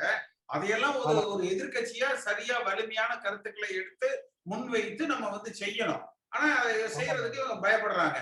ஏன் பயப்படுறாங்கன்னா இவங்க மடியில கணம் இருக்கு, கைது நடவடிக்கைகளுக்கு இவங்க பயப்படுறாங்க. ஆமாங்க ஐயா. இப்ப பாத்தீங்கன்னா உள்கட்சி பூசல்ங்கிறது நல்லாவே தெரியுது. இப்ப ஓ பன்னீர்செல்வம் தனியா ஸ்டாம்ப் ஒண்ணு, இப்ப பழனிசாமின்னு ஒரு ஸ்டாம்ப் ஒண்ணு, தனித்தனியா இப்படி பண்ணா எப்படிங்க ஐயா இது எவனாச்சும் மதிப்பானா? எல்லாம் ஒன்றிணைஞ்சு செயல்பட்டாதாங்க ஐயா அம்மா எம்ஜிஆர் வழி நல்லா இருக்கும். இப்ப எடப்பாடி பழனிசாமி, சசிகலா அவங்கள நம்பி மட்டும் இல்லைங்க ஐயா. இப்ப கட்சி ஏடிஎம்கே அழிஞ்சிருங்கிறாங்க. இப்ப அம்மா வந்தப்ப கூட தான் அது சொன்னாங்க. இப்ப இத்தனை வருஷம் இப்ப அயன் லேடின்னு பேர் வாங்கலையாங்க ஐயா. எல்லாம் இணைஞ்சு செயல்பட்டாதாங்க எல்லாம் இது ஒண்ணும் பண்ண முடியும். பணம் சொல்லுவோம், ஒன்றுபட்ட அதிமுக வேணும் அப்படிங்கறதா நம்மளும் சொல்றோம். ஆமாங்க ஐயா. மணிவாசகம் பேசுறீங்களா? மணிவாசகன் பேசுங்க ஐயா. சொல்லுங்க ஐயா. பேசுங்க ஐயா. கட்சி வந்து நான் நாலு பக்கமா பிளவு அடைஞ்சிச்சு இல்லைங்க ஐயா. அதனாலதாங்க ஐயா நம்ம கட்சி தோத்து போச்சுங்க ஐயா. உண்மையான என்னோட கருத்துங்க ஐயா. நீங்க இதை பத்தி சொல்றீங்க? அவ்வளவுதானா ஐயா? நீங்க சொல்லுங்க. சரி, அது கரெக்டா தான் நீங்க சொல்லிருக்கீங்க. அது இதே கருத்தா நம்ம முதல்ல இருந்து பேசிட்டு இருக்கோம். சுரேஷ் பேசுங்க. ஏஆர் சுரேஷ், ஏஆர் சுரேஷ் பேசுங்க. சுரேஷ் அண்ணா வணக்கண்ணா. வணக்கம் அண்ணா. நீங்க பேசுறது நான் என்ன பேச வந்தேன்னா அதை நீங்களே பேசி முடிச்சுட்டீங்க. முன்னுரிமையில இருந்து எல்லாமே நீங்களே பேசி முடிச்சுட்டீங்க. அதுல இடையில ஒருத்தர் சொன்னாரு எடப்பாடி 4 வருஷமா நல்லா பணியாற்றி இருந்தார் அப்படின்னு சொல்றாங்க. அது வந்து அம்மா நல்லா பேசி அம்மா ஜெயிக்க வச்சு போனதுனால அவர் ஏதோ காப்பாத்திட்டாரு, அவ்வளவுதான். நீங்க சொன்ன மாதிரி அவர் பாராட்டுக்குரியவர்னு சொன்னீங்க, அது உண்மையானதான். இப்ப இப்ப ஜெயிச்சிருந்தாருன்னு வச்சுங்களேன், அவர் ரொம்ப பாராட்டிருக்கலாம். அதனால வந்து அவரு அப்படிலாம் கிடையாது. எம்ஜிஆர் அம்மா அவங்கள மாதிரி பேச்சாற்றலும் கிடையாது, திறமை உள்ளவங்களும் கிடையாது. இப்ப நம்ம சொந்த தொகுதியிலாம் நம்ம என்ன பண்ணோம், ஆளெல்லாம் எடுத்து யார் யார் கரெக்டா இருக்காங்க, யார் யார் கரெக்டா இல்ல, அவங்க எல்லாம் பார்த்து காலி பண்ணிவிட்டு புதுசா ஆளை போட்டு நியமிச்சு நேரம் பண்ணிருப்பாங்க. இப்ப 2 மாசத்துல பண்ணிருப்பாங்க அம்மா இருந்திருந்தாங்கன்னா, இந்த கொரோனா இல்லைன்னா. அதனால வந்துங்க நீங்க நம்ம ரூம்லயே இல்லாம நீங்க ஒரு மீட்டிங்கை போட்டு விடணும், மாவட்டத்துக்கு ஒரு மீட்டிங் மாதிரி போட்டு விட்டாதானே கொஞ்சம் ப்ராப்ளம் ஆகுங்க. சரி போடுவோம். அதாவது நீங்க சொல்றது சரி. அதாவது 26 மாவட்டத்துல 26 மாவட்டத்துல பார்த்தீங்கன்னா ஒரு மாவட்டத்துக்கு ஒரு தொகுதி அல்லது 10 மாவட்டத்துல ஒண்ணுமே இல்ல, 10 மாவட்டத்துல ஒண்ணுமே இல்ல, 16 மாவட்டத்துல ஏதோ ஒரு தொகுதி, அந்த அளவுலதான் நம்ம வந்து ஜெயிச்சிருக்கிறோம். அந்த 26 மாவட்டத்திலையும் அந்த மாவட்ட செயலாளரை பூராத்தி முதல்ல மாத்தணும். மாத்திட்டு அந்த கட்சிக்காரங்களை கூப்பிட்டு குறைஞ்சபட்சம் அந்தந்த மாவட்டத்துல யார அந்த கட்சிக்காரங்க விரும்புறாங்க அப்படிங்கிறத பார்த்து அந்த பொறுப்பாளர்களை நம்ம வந்து புதுசா கொண்டு வரணும். அப்படி கொண்டு வந்தா தான் கட்சி வந்து வலிமையா வளர்ந்து வரும். குறைஞ்சபட்சம் இந்த 26 மாவட்டங்களுக்கு அதை வந்து நம்ம செய்யணும். அது போட சொல்றாங்க. ஆனா ஒரு பிரச்சனை சொல்லுங்க. இப்ப வந்து மின்வெட்டு அம்மா இருக்க ஆட்சியில இருக்கும்போது மின்வெட்டு மிக மாநிலமா இருந்துச்சு. இப்ப வந்து அணில்லாம் ஏறி கரண்ட் கட் ஆகுது. இப்ப அடுத்தது பாம்பு வருதுங்கண்ணே. செந்தில் பாலாஜி அனில் பாலாஜி ஆயிட்டாரு. ஆமாண்ணே. இப்ப எங்க திருச்சி மாவட்டம் முசிறி தொகுதியில வந்து நேத்து வந்து 2 மணி நேரம் கரண்ட் இல்லைண்ணே. அது வந்து இப்ப வந்து திமுக அமைச்சர்களுக்கு எங்கேயும் எல்லாம் மிச்சம் பண்ணி அனுப்புறாங்களா என்னன்னு ஒண்ணும் புரியல. அது நீங்க தானே கண்டுபிடிச்சு சொல்லணும். சரி, எங்க காடு கொண்டு பேசிட்டு இருக்கீங்க? அது என்ன உங்க விவசாய பின்னால ஆடு மாடெல்லாம் மேய்ச்சிட்டு இருக்குது? ஆமாண்ணே. ஒரே நிமிஷம் அப்படியே இதான் எழுத்தாப்புல உள்ளதானே கொல்லிமலைண்ணே. சரி சரி சரி. ஓ சரி. பாருங்க மலை தெரியுங்களா? ஆமா அதானே கொல்லிமலைண்ணே. ஓ சரி கொல்லிமலைண்ணே. இப்ப லாக்டவுனுக்காக திருப்பூர்ல இருந்து ஊருக்கு வந்திருக்கேன். சரி சரி சரி சரி பேசுவோம். சொல்லு தம்பி. 100வது நிகழ்ச்சிக்கு ரொம்ப வாழ்த்துக்கள்ண்ணே. சரி ரைட். எல்லாரும் இந்த 100 நிகழ்ச்சியிலே தொண்டர்கள் ஆதரவு தானே பெரிய ஆதரவு. 100 நிகழ்ச்சி தொடர்ந்து நடத்துறோம்னா, ஒரு வருஷமா நடத்திட்டு இருக்கிறோம்னா, ஒரு நிகழ்ச்சிக்கு ஒரு 1000 பேர்னு போட்டீங்கன்னா கூட 1 லட்சம் பேர் ஆச்சு இல்ல. ஆனா ஒவ்வொரு இதுலயும் அந்த Facebookல பார்த்தீங்கன்னா ஆவரேஜா ஒரு 20-25,000 பேர் பார்த்திருப்பாங்க. அப்ப 25,000 × 100 போட்டு பாருங்க. ஒரு பெரிய அளவுல அதிமுக தொண்டர்கள் கிட்டத்தட்ட எல்லாருமே பார்த்திருக்காங்க. அவர் எடப்பாடி பழனிசாமி இது எல்லாமே பார்ப்பாரு. அவங்களே ரெகுலரா பாக்குறாங்க.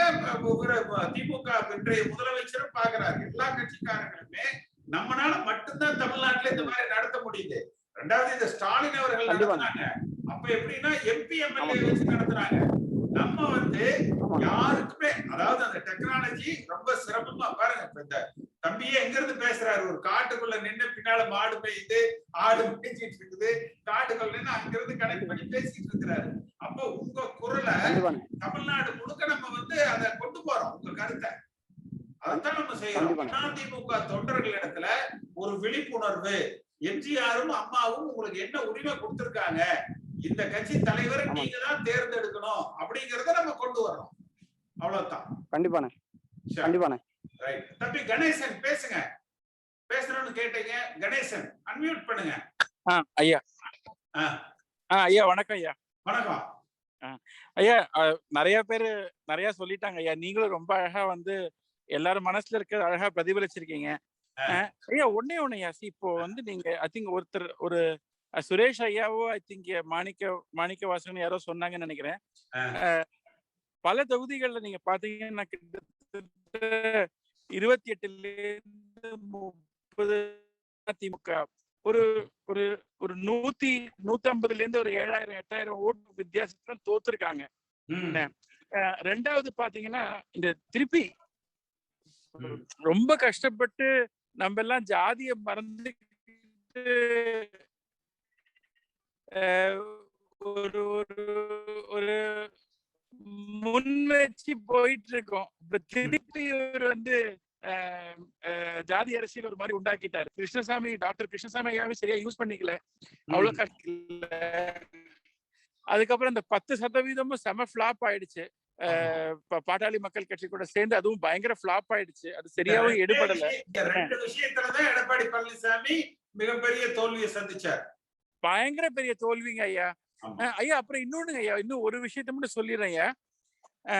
அந்த 2 விஷயம். அப்புறம் பாத்தீங்கன்னா கஷ்டப்பட்டு மதுரை மாவட்டம் ரொம்ப கஷ்டப்பட்டு வளர்த்த கட்சி. உங்களுக்கு தெரியும், புரட்சி தலைவர் வந்து முதல்ல திண்டுக்கல்ல தான் நின்னாரு. ஒன்றிய மதுரை உங்களுக்கு நல்லாவே தெரிஞ்சிருக்கும். நாங்கெல்லாம் சின்ன பசங்க அப்போ, ஐ திங்க் பாதி பேர் பிறந்திருப்போமா கூட தெரியல. 1970s ஒன்றிய மதுரையில முதல்ல தேர்ந்தெடுத்ததே அதோட ஸ்ட்ராங் பெல்ட். அந்த அந்த அந்த அந்த பெல்ட் ரொம்ப ஸ்ட்ராங் பெல்ட். இப்ப பாத்தீங்கன்னா அங்க நம்ம வந்து படுதோல்வி அடைஞ்சிட்டோம் ஐயா. அங்க நம்ம அதாவது ஆணி வேற இல்லாம போயிட்டோம். என்ன இதெல்லாம் ரொம்பவே மனசுக்கு வந்து தாங்கவே முடியாத அளவுக்கு ஒரு துயரமா இருக்குது. இவ்வளவு கஷ்டப்பட்டு அம்மாவும் ரொம்ப கஷ்டப்பட்டு அதை வளர்த்தாங்க. அதாவது அழகிரியோட கோட்டை எல்லாம் சொல்லி ஒரு பிம்பத்தை கட்டின இடத்துல அம்மா ஒண்ணுமே இல்லாம பண்ணி மேல கொண்டு வந்தாங்க. இப்ப அந்த இடத்துல நம்ம வந்து ரொம்ப ரொம்ப அடிமட்டமா போயிட்டோம். என்ன சோ இது 3 தான் என்னோட கருத்துங்க ஐயா. உங்களோட பார்வைகள் ப்ளீஸ். இல்ல நிச்சயமா மதுரையில வந்து பாத்தீங்கன்னா மதுரைக்கு தெற்க வந்து அதிமுக ஒரு வலிமையான இயக்கம். அதே போல நீங்க சென்னையில பாத்தீங்கன்னா முதல்ல தலைவர் எம்ஜிஆர் காலத்திலேயே திமுக ஜெயிக்கும். ஆனா அம்மா அவர்கள் அந்த கோட்டையை உடைச்சாங்க. அதாவது படித்தவர்கள், பெண்கள், வேலைக்கு போறவங்க, இளைஞர்கள், அந்த இளம் பெண் பாசறை, இது மாதிரி எல்லாம் கொண்டு வந்து அந்த கட்சியை வந்து வளர்த்தாங்க. ஆனா இன்னைக்கு பாத்தீங்கன்னா அந்த சென்னை, செங்கல்பட்டு, திருவள்ளூர், காஞ்சிபுரத்துல ஒரு தொகுதி கூட நம்ம கிடையாது. அந்த 4 மாவட்டத்துல, தமிழ்நாடு 10 மாவட்டங்கள்ல ஒரு தொகுதி கூட கிடையாது. மிச்சம் ஒரு 16 மாவட்டத்துல ஒரு தொகுதி அந்த அளவுலதான் வச்சிருக்காங்க. நீங்க இருக்கிற தொகுதி தான் நானும் இருக்கேன். விருகம்பாக்கம் தான் ஐயா. அங்கேயாவது நம்ம விருகை ரவி ஜெயிச்சிருப்பான்னு பார்த்தா அங்கேயும் தோத்துட்டாரு. டி நகர்லயும் பாத்தீங்கன்னா சர்ப்ப வாக்குதான். என்ன உங்களுக்கு தெரியும் நினைக்கிறேன், 1000 சொச்சம் வாக்குகளை தோத்துட்டாங்க ஐயா டி நகர்ல. ஐ திங்க் சுவாமிநாதன் ராதாகிருஷ்ணன் நினைக்கிறேன், பேர் மறந்து போயிடுச்சு, எம்எல்ஏ கேண்டிடேட். அங்கேயே நம்ம தோத்துட்டாங்க. இந்த மாதிரி நீங்க சொல்ற மாதிரி சென்னையில நம்ம தலை வச்சு கூட படுக்க முடிய மாட்டேங்குது இன்னைக்கு. சத்யா கரெக்ட். சத்யா பேசுங்க தங்கவேல், பேசுங்க அண்ணே. வணக்கண்ணே. வணக்கம். 1967 தலைவரை சுட்டப்ப 8 வயசு பையன் நான் எங்கள் அம்மா மடிகளை படுத்துக்கிட்டு எங்கள் அம்மாலாம் அழுதுகிட்டு இருந்தாங்க. யார் என்னன்னு கேட்கல. அவங்க சொல்லி அவர் மேல ஈர்ப்பு கொண்டு 1972 அக்டோபர்ல தலைவரை கட்சி விட்டு நீக்கில 13 வயசு பையன் 7வது படிச்சுட்டு இருக்கிறேன். என்னையெல்லாம் போலீஸ் பிடிச்சி அடிச்சாங்க. அதே போலீஸ் டிபார்ட்மெண்ட்ல 33 வருஷம் வேலை பார்த்துட்டு இப்போ ரிட்டையர் ஆகி சப் இன்ஸ்பெக்டர் வந்து ரிட்டையர் ஆகி இப்போ 4 வருஷம் ஆகுது. ஆனா அந்த கட்சி விட்டு நான் போகல. டிபார்ட்மெண்ட் இருக்கையில நான் கட்சி பார்த்தது கிடையாது. என் கூட பணி புரிஞ்சவங்களும் சரி, இல்ல மற்ற இங்க இருக்கிறவங்களுக்கும் தெரியும். பட் நான் 77 வடிவேல் அண்ணன் மாப்பிள்ளை நின்னாரு. 80 இது ஆய்வுக்குழுல கரூர் நடக்கையில ஆலடி அருணாதான் ஆய்வுக்குழு தலைவரா வந்தாரு. அதுல வந்து சின்னசாமிக்கு சீட்டு கொடுக்கணும்னு நான்லாம் 100 ரூபாய் கந்து வாங்கி, நல்லா நிறுத்துங்க, கந்துக்கு 100 ரூபாய் வாங்கி ஒரு மனு வந்து 1 ரூபா 100 மனு வாங்கி எங்க தொண்டர்கிட்ட கையெழுத்து வாங்கி சின்னசாமி வந்து கட்சி நம்ம தொண்டர்களுக்கு இலவசமா கோர்ட்ல வாதாடுறாருன்னு சொல்லி அவருக்கு சீட்டு கொடுக்கணும். 77 வடிவேலுக்கு ஒரு வாய்ப்பு கொடுத்துட்டோம். கனகராசு நிக்கிறாரு. கனகராசு எம்பி எலெக்ஷன் நின்னாரு. அவரை தோத்துட்டாரு. 45,000 ஓட்டுல தோத்துட்டாரு. அதனால சின்னசாமிக்கு கொடுக்கணும்னு சொல்லி தலைவருக்கு நாங்க ஆய்வுக்குழு கொடுத்து அதுல பிரச்சனையாகி திருப்பி என்னையெல்லாம் அடிச்சிருக்காங்க ஆப்போசிட் குரூப். நீ எப்படி சின்னசாமி சப்போர்ட், அது நம்ம உள்கட்சி சண்டை, அது நான் பேச வரலன்னா. இப்ப நான் இதுல அடிப்படையில இப்ப உங்க மீட்டிங் இன்னைக்கு தான் பாக்குறேன். உங்களுடைய இது எல்லாத்தையும் மூவ்மெண்ட்ஸ் எல்லாமே பார்த்துட்டு இருக்கு. அதாவது கட்சியிலும் ஆரம்பத்துல இருந்து நான் டிபார்ட்மெண்ட் இருந்தாலும் இந்த கட்சி டிஎம்கேவும் ஏடிஎம்கேவும் எப்படி ஏதுன்ட்டு நல்லாவே தெரியும். டிஎம்கேல இருக்கிறவங்களுக்கு இப்போ என்னுடைய குணாதிசயங்கள் எப்படி இருக்கும், ஏடிஎம்கேல இருக்கிற இந்த குணாதிசயங்கள் எப்படி இருக்கும்னு எனக்கு நல்லாவே தெரியும். காரணம் என்னன்னு கேட்டீங்கன்னா, டிஎம்கேல வந்து எப்பவுமே அராஜக தான், எங்க போனாலும் அராஜகம் தான் பண்ணுவாங்க. ஏடிஎம்கேல எந்த கரைவேட்டியும் ஸ்டேஷனுக்குள்ள வராது. அது அந்த தலைவர் காலத்துல இருந்தே ஒரு கட்டுப்பாடு.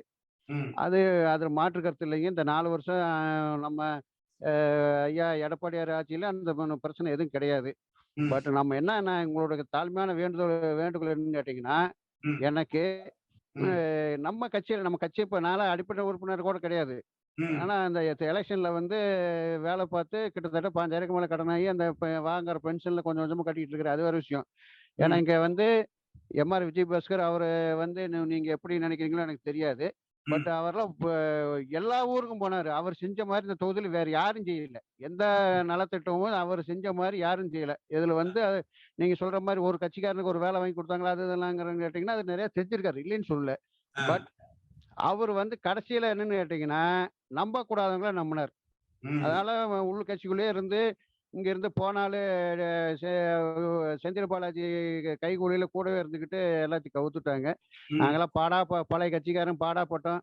நம்ம ஏதாவது சொன்னோம்னாக்க நீங்க எப்ப பார்த்தாலும் குறையா சொல்லிட்டு இருக்கீங்களே அப்படின்னு தான் சொன்னாங்க. அது மன சங்கடம் தான். பட் எனக்கு அண்ணங்கிட்ட ஒரே ஒரு வேண்டுகோள் என்னன்னு கேட்டீங்கன்னா, உங்ககிட்ட ஒரே ஒரு வேண்டுகோள் என்ன கேட்டீங்கன்னா, நம்ம கட்சி நம்ம இதுல இருக்கிறது 1008 பிரச்சனை. இப்ப உங்களை கட்சி விட்டு நீக்கினது எனக்கு பிடிக்கல. புகழேந்து நீக்கினது காரணம் இருக்கு. அது 1008 காரணம் இருக்குங்க. அவரு டிஎம்கேல வந்து கான்டாக்ட் பண்ணிட்டு இருந்தாரு. அது எங்களுடைய சிஐடி, அதாவது உங்களுக்கு தெரியும், எங்களுக்குள்ளேயே நான் அதெல்லாம் விசாரிச்சிருந்தா அது உண்மைதான்னு சொல்லிட்டாங்க. அது புகழேந்தி வந்து அம்மா கிட்ட சின்னம்மாட்ட பேசுனதுக்காகலாம் நீக்கலைங்க. பட் வந்து அவர் வந்து வேற ரூட்ல போயிட்டு இருந்தாரு. அதனால கட்சி விட்டு நீக்கினாங்க. இப்போ இந்த சகோதரர் இவர் ராமநாதபுரத்துக்காரர் பேசினாரு. அதெல்லாம் தவிர்த்திருக்கணும். அது நாலேஜ் கொண்டு போகலாம். இன்றைய சூழ்நிலை வந்து ஒத்த தலைமைதாங்கிறது நானும் அதை ஒத்துக்கிறேன். அதுல வந்து மாற்று கருத்து கிடையாது. ஆனா எந்த சூழ்நிலையிலும் சசிகலாவோ தினகரனும் கட்சிக்குள்ள வரக்கூடாதுங்கிறதுல எங்களுக்குலாம் ஆணித்தரியமான ஒரு முடிவான ஒரு இதுங்க. நாங்க அது மாற்று கருத்து கிடையாது. அவங்க கட்சியில இருக்கவே கூடாது. இருந்தாங்கன்னா அந்த கட்சி சரிவிட்டு வராது. அது உங்களுக்கு நல்லா தெரியும். அம்மா பேரை கெடுக்கிறது காரணமே சின்னம்மா. அம்மா மரணம் என்ன காரணம் இதுவரையிலும் நம்ம வாயத்தோறும் சொல்ல மாட்டேங்குது. என்னென்னமோ சொல்றாங்க. அங்க அது நான் ஒரு போலீஸார சிஐடியில 14 வருஷம் இருந்தவன். அம்மாவோட எஸ்எஸ்ஜியில பாதுகாப்பு படையில 4 வருஷம் இருந்தவன். அம்மா பக்கத்துல இருந்தவன். தலைவர் வந்து 77 ஆட்சி அமைக்கையில அண்ணா சிலையில் இருந்து பேசினாரு. அது உங்களுக்கு ஞாபகம் இருக்கும்னு நினைக்கிறேன். அதுல வந்து அந்த லட்சக்கணக்கான தொண்டர்கள் நானும் ஒருத்தன். 80ல அன்னைக்கெல்லாம் வெறும் 25 ரூபா பணத்தை எடுத்துக்கிட்டு லாரிக்கு 13 ரூபாய் கொடுத்துட்டு 12 ரூபா கையில சாப்பாட்டுக்கு வச்சுக்கிட்டு மெட்ராஸ் போய் தலைவரை பார்த்துட்டு பதவியேற்புல பார்த்துட்டு அதை திருப்பி நாங்க உளுந்தூர்பேட்டைக்கு வரையில பசி எங்ககிட்ட காசு இல்லை. கரூர் வந்து தம்பி உணவுடதின்ல வந்து கடன் சொல்லி சாப்பிட்டு வீட்டுக்கு வந்தவன் தொண்டன் நான். இன்னைக்கும் பார்ப்பீங்க மேலே பார்த்தீங்கன்னா கூரை வீடு தான் இருக்கிறேன். போலீஸ்ல 33 வருஷம் சர்வீஸ் பண்ணினேன். தலைவர் என்ன சொன்னாரோ அதுதான் எனக்கு வேத வாக்கு. என்னுடைய இதெல்லாம் பார்த்தீங்கன்னா ஃபேஸ்புக்கில் பார்த்தாலும் தெரியும். எம்ஜிஆரோட முரட்டு பக்தன் அப்படின்னு அவர் என்ன சொன்னாரோ அதான். அவங்க எங்கேயுமே என்னைக்கும் என் கை இப்படித்தே இருக்கும். எந்த சூழ்நிலையும் என் கை இப்படி திரும்பாது. அதான் தலைவரோட பாணி. ஆனா தயவு செஞ்சு நம்ம கட்சியில இருந்துகிட்டு நம்ம கட்சிக்காரங்களை விமர்சனம் பண்ணாதீங்கன்னு. ஒற்றுமை ஆக்கிறதுக்கு என்ன வழியோ அதை பாருங்க. என்னுடைய உணர்வு என்னன்னு உங்களுக்கு நல்லா புரியும். அவர் செயலுக்கு போயிடுவாரு, எடப்பாடியார் செயல் போயிரு, ஓபிஎஸ் செயல், நம்மளே நம்ம மல்லாக்கப்படுத்திட்டு வச்சுட்டு போற மாதிரி. திமுக இன்னும் ஆடுவேன். நமக்கு ஒரே குறிக்கோள் யாரு? எதிரி டிஎம்கே தான். நான் பேசுறது ஏதாவது சங்கடமா இருந்தா தயவுசெய்து சொல்லிருங்க. நமக்கு ஒரு எதிரி வந்து ஒரே எதிரி டிஎம்கே. அது வந்து இன்னைக்கு பிஜேபி காரன் பண்றான், அதை பண்றாங்க. காலப்போக்கில் இதெல்லாம் சரி பண்ணிட்டு வரல. ஒரு தலைமை கண்டிப்பா வரும். அதுல மாற்று கருத்து இல்லை. இன்றைய 2 தலைமையில எனக்கு உடன்பாடு கிடையாது. ஒரு தலைமை தான். அது இன்னைக்கு அந்த 4 வருஷம் எடப்பாடியார் ஆட்சியில வந்து மனசார சொல்றேன். இந்த குடிமராமத்து திட்டம், அத்திக்கடை அவனாசி திட்டம், இந்த 11 மெடிக்கல் காலேஜ் கொண்டு வந்து இது மாதிரி நிறைய திட்டங்களை கொண்டு வந்திருக்காரு. அது இல்லைன்னு யாரும் மறுக்க முடியாது. சில கரப்ஷன் இருக்கத்தான் செய்யும். இன்றைய சூழல் அதுல வந்து நம்ம தவிர்க்க முடியாது. சில இருக்கத்தான் செய்யும். நம்ம கட்சியில் இருந்துகிட்டு நாமளே தயவு செஞ்சு விமர்சனம் பண்ண வேண்டாம். இது ஒற்றுமையா கொண்டு வரதுக்கு என்ன வழியோ அதை நம்ம பார்க்கணும். இதுல ஏதாச்சும் மாற்று நான் பேசுனது ஏதாவது தவறு இருந்தா நீங்க வந்து சொல்லலாம். கிடையாது. அதாவது கட்சி நீங்க சொல்ற மாதிரி ஒற்றை தலைமை, அந்த தலைமை தொண்டர்களால தேர்ந்தெடுக்கப்பட்டது, ஒற்றுமையாக இந்த கட்சி இருக்குதுன்னா அப்புறம் விமர்சனமே கிடையாது. இல்ல இப்ப எந்த இடத்துல விமர்சனம் வருதுன்னா பிஜேபியால அந்த பொதுக்குழுவால அந்த தலைமைகள் நியமிக்கப்படுறது. ரெண்டாவது ஒவ்வொரு மாவட்டத்திலும் இவங்க வேண்டப்ப என்னையில எதுக்கு நீக்கினாங்க சொல்லுங்க. 2014 அம்மா என்ன சொன்னாங்க, மோடியா லேடியானாங்க. 16 என்ன சொன்னாங்க, பிஜேபி வேண்டாம் திமுகவும் வேண்டாம்னு எதிர்த்து நின்னாங்க. அதற்கு பிறகு பார்த்தீங்கன்னா ஏதாவது செயற்குழுவிலையோ பொதுக்குழுவிலையோ இல்ல நம்ம வந்து பிஜேபியோட அனுசரிச்சு போறோம், அவங்களை ஆதரிச்சு போறோம்னு நம்ம ஏதாவது தீர்மானம் போட்டிருக்கிறோமா, இல்ல ஏதாவது இந்த கட்சிக்குள்ள கொள்கை முடிவுகள் அறிவிக்கப்பட்டிருக்கா? ஒரு தொலைக்காட்சியில பேசுற பொழுது கேட்கிறாங்க, அப்ப கட்சியினுடைய நிலைப்பாடு என்ன? பாரதிய ஜனதா கட்சியை எதிர்த்து கூட நாங்க செயல்படுவோம் தமிழ்நாட்டினுடைய நலன்களை பாதுகாப்பதற்கு, இதான கட்சியினுடைய நிலைப்பாடு. அந்த கட்சியினுடைய நிலைப்பாடை சொல்றோம். சரி, ஒருவேளை அதுல இவங்களுக்கு உடன்பாடு இல்லைன்னு வச்சுக்கோங்க, அப்ப என்ன சொல்லணும், ஆனா இல்ல நம்ம வந்து கொஞ்சம் அவங்களை அட்ஜஸ்ட் பண்ணி போலாம், இனிமேல் ஏதாவது பேசும் பொழுது வந்து அத கொஞ்சம் அந்த மாதிரியான கருத்துக்களை நம்ம தவிர்த்தரலாம்னு சொன்னா சரி பண்ணிட்டு போறோம், அவ்வளவுதானே. ஆனா சொல்லிட்டு அடுத்த நிமிஷம் உடனே நான் கட்சி விட்டு நீக்கிறேன் அப்படின்னு சொன்னா அது என்ன சர்வாதிகாரத்தை நான் சொல்லுங்க. நான் அதிமுகல அதாவது எம்ஜிஆர் மன்றத்துல இருந்து 72 இருந்து வர்றேன். எடப்பாடி பழனிசாமி இந்த கட்சியில சேர்ந்ததே 88. நான் திருச்செங்கோட்டுல எம்பி. அப்பதான் இவர் வந்து எடப்பாடி தொகுதி, எனக்கு திருச்செங்கோட்டுல ஒரு தொகுதி. அப்பதான் இவர் வந்து வர்றாரு. ஓபிஎஸ் இபிஎஸ் அணிகளை யாரு இணைச்சது?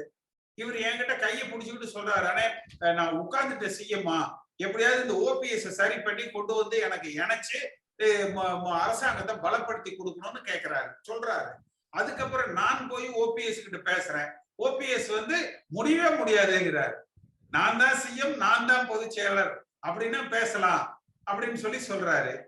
அதுக்கப்புறம் நான் அவர்கிட்ட நல்லது கெட்டது எடுத்து சொல்லி கிட்டத்தட்ட ஒவ்வொரு நாளும் ராத்திரி 11 மணிக்கு ஆரம்பிச்சோம்னா காலையில 3 மணி வரைக்கும் பேசிக்கிட்டே இருந்தோம். பேசி கொண்டு வந்து சேர்த்துறோம்.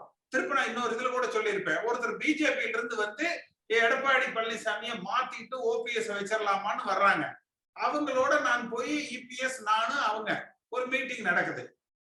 அப்ப கூட வந்து அவரே பார்த்துட்டு வந்து இல்ல இல்ல இவரே இருந்துட்டு போறாருன்னு சொல்லிட்டு ஓபிஎஸ் ஓட இருந்த மீட்டிங்க கேன்சல் பண்றாங்க. அப்ப இது எல்லாம் முடிச்சுட்டு கடைசியா வந்து என்னையே கட்சி விட்டு நீக்கிறேன் அப்படின்னு, அது நம்ம ஒரு தப்பு பண்ணி நீக்கினா பரவாயில்ல, அதை பத்தி பிரச்சனை இல்லை. நீக்கிறேன் அப்படின்னு சொல்றது வந்து எந்த விதத்துல சரி ரைட்டு பண்ணிட்டீங்க. போன நாடாளுமன்ற தேர்தல் இப்ப 2019 நீங்க எல்லாரும் ஊடகத்துல பார்த்திருப்பீங்க, பத்திரிகையில பார்த்திருப்பீங்க. தலைமைச் செயலகத்துல என்ன கூப்பிட்டாங்க, போய் பார்க்கிறேன். பார்த்துட்டு எல்லாம் ஒரு 10 மந்திரி என்னை சுத்தி நின்று போட்டோ எல்லாம் எடுத்துக்கிறாங்க. எடுத்துட்டு நாங்க சேர்த்தியாச்சுன்னு சொல்லிட்டு அந்த 10 போட்டோவெல்லாம் பிரஸ் கொடுக்குறாங்க, டிவிகள் எல்லாம் வந்து வருது. 2 நாள் கழிச்சு எடப்பாடி பழனிசாமி சேர்த்திட்டோம்னு சொல்லி நான் சொன்னா அப்படின்னா அப்ப இது என்ன சர்வாதிகாரத்தனமா இருக்கும் சொல்லுங்க. அப்ப இது எந்த இடத்துல? அப்ப நமக்கு இருக்கிற பிரச்சனைகளை, நமக்கு இருக்கிற குறைகளை இப்ப நம்ம வந்து பொதுக்கூட்டம் போட்டோம். இப்ப எனக்கு தெரியாது, அப்ப ஸ்டாலின் வந்து திமுக வந்து இன்னைக்கு 5 பேர் ஓபிஎஸ் அணியில இருந்தவங்க. ராஜகண்ணப்பன் யாரு? நான் கூப்பிட்டு வந்த அவர் ஓபிஎஸ் அணிக்கு. இன்னைக்கு அவர் அங்க அமைச்சரா இருக்கிறாரு. டாக்டர் லட்சுமணன் யாரு? ஓபிஎஸ் அணியில இருந்தவர். ஆனா இன்னைக்கு அவர் திமுக இருக்காரு, எம்எல்ஏவா. திமுக சேர்ந்து எம்எல்ஏ இருக்காரு. மார்கண்டேயன் யாரு? இங்க இருந்தாரு, ஓபிஎஸ் அணியில இருந்தாரு. அப்ப இது மாதிரி போனவங்க, அதாவது அம்மா இறந்ததுக்கு பிறகு இங்க இருந்து போய் அங்க அவரு செந்தில் பாலாஜி அதிமுக சேர்ந்துக்கிறேன்னு தாங்க வந்தாரு. இவங்க தானே சேர்க்க மாட்டேன்னு சொல்லி துரத்தி விட்டாங்க.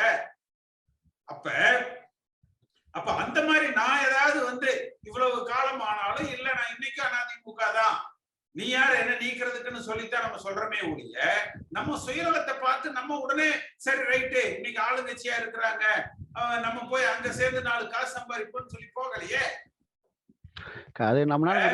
எதனால நம்ம இது வந்து பொது வெளியில நம்ம கட்சி உறுப்பினர்கள் இருக்கிற தளத்துல அவங்க கருத்துக்களை கேட்கிற இடத்துல தானே இல்ல இவங்க பண்றது தப்பு அப்படிங்கிற அந்த குறைபாடுகளை சொல்றோம். ஏன் சொல்றோம்? அந்த குறைபாடுகளையும் அவங்க சரி பண்ணிக்கணும் அப்படிங்கிறதுக்கு தானே சொல்றோம். ஒருத்தர் செய்யறத தப்புன்னு சொன்னா தானே அவங்க அதை அடுத்த முறை அந்த தப்பு செய்யாம இருப்பாங்க. நம்ம சொல்லலன்னு வச்சுக்கோங்க, அவங்க என்ன நினைப்பாங்க, இந்த என்னது பாலாறு தேனாறு ஓடுது, நீங்க தான் இனி ஒரு நிரந்தர முதலமைச்சர் அப்படித்தான் நினைச்சுக்கிட்டாங்க. இப்ப நான் இப்ப சொல்ற குறைபாடுகளை தேர்தலுக்கு முன்பே இவங்க கொஞ்சம் இறங்கி அனுசரிச்சு சரி பண்ணியிருந்தாங்கன்னா இந்த தோல்வியே வந்திருக்காது இல்ல. இப்ப நம்ம வந்து இல்லைங்க எடப்பாடி பழனிசாமியே முதலமைச்சரா நாங்க ஏத்துக்க மாட்டோம்னு யாராவது சொன்னோமே என்ன? எல்லாரும் ஏத்துக்கிறோம்ல. ஆனா நீ அதுக்கப்புறம் வந்து இல்ல இந்த கட்சிக்குள்ள வந்து இவன் தான் இருக்கணும் அவன் தான் இருக்கணும்னு சொல்றதுக்கு நீ யாரு? அப்ப இந்த கட்சிக்குள்ள நான் என்னைக்கு வந்தேன், இவர் என்னைக்கு வந்தாரு? இது ஒரு நடராஜன் பேசினார் இல்லையா, அவர் என்னைக்கு வந்தாரு? அப்ப இது மாதிரி ஒவ்வொரு தொண்டர்களுக்கும் அந்த உணர்வுகள் இருக்கும் இல்லையா? சார் நீங்க ஒருத்தரை கட்சி விட்டு நீக்கிறதுங்கிறது அவங்க மான பிரச்சனை, சுயமரியாதையில கை வைக்கிறது. அதை எந்த அதிமுக தொண்டனும் ஏத்துக்க மாட்டோம். இவர் ஏதாவது 4 காசு போட்டாருன்னா அல்லது இவரை வச்சு 4 காசு சம்பாதிக்க நினைக்கிறவன் பல்ல கஞ்சிக்கு போவான் கூட. உண்மையான எம்ஜிஆர் விசுவாசி, அம்மா விசுவாசி அதை ஏத்துக்க மாட்டான். என்னையா தப்புன்னு கேட்பாங்கல்ல. நீங்க அம்மா காலத்துல பஸ் எடுத்துக்கிட்டு எத்தனை பேர் பாய்ஸ் கார்டனுக்கு முன்னாடி போய் கலாட்டா பண்ணி இருக்காங்க, தர்ணா பண்ணி இருக்கிறாங்க, போராட்டம் பண்ணி இருக்கிறாங்க. அதை விசாரிச்சு அம்மா வந்து உடனே அந்த முடிவை மாத்தி எடுத்திருக்காங்களா இல்லையா? அந்த குறைகளுக்கு தான் நம்ம சொல்றோமே ஒழிய மாற்றுக்க என்ன எடப்பாடி பழனிசாமி வேண்டாங்க நான் தான் சீஃப் மினிஸ்டர் இருக்கணும்னு சொல்லி போட்டி போடுறோமா என்ன? எல்லாரையும் அரவணைச்சு போகணும் அப்படித்தானே நம்ம வந்து சொல்றோம். ஆமாண்ணே, அது நான் ஒரே ஒரு வார்த்தைண்ணே. இப்ப நான் என்ன சொல்றேன்னா, அதுல நீங்க சொல்ற கருத்துக்களை நான் உடன்பட்டு வருகிறேன். வேற எப்படின்னு கேட்டீங்கன்னா, உங்களை போல இருக்கிறவங்கள கட்சி நீக்கினது எனக்குலாம் உடன்பாடு கிடையாது. பட் இப்ப மற்ற மாற்று கட்சியோட தொடர்பு வச்சுக்கிட்டு நமக்கே வேலை பார்த்துட்டு இருக்கிறவங்களெல்லாம் வந்து நீக்கினதுல தப்பு இல்லை. ஏன்னா தலைமை கட்டுப்படாதுன்னு இப்போ நீக்கிறாங்க, அது அப்பாட்ட விஷயம். உங்களை போல ஆளுங்க நான் நிறைய பாக்குறேன், இல்லைன்னு சொல்லல.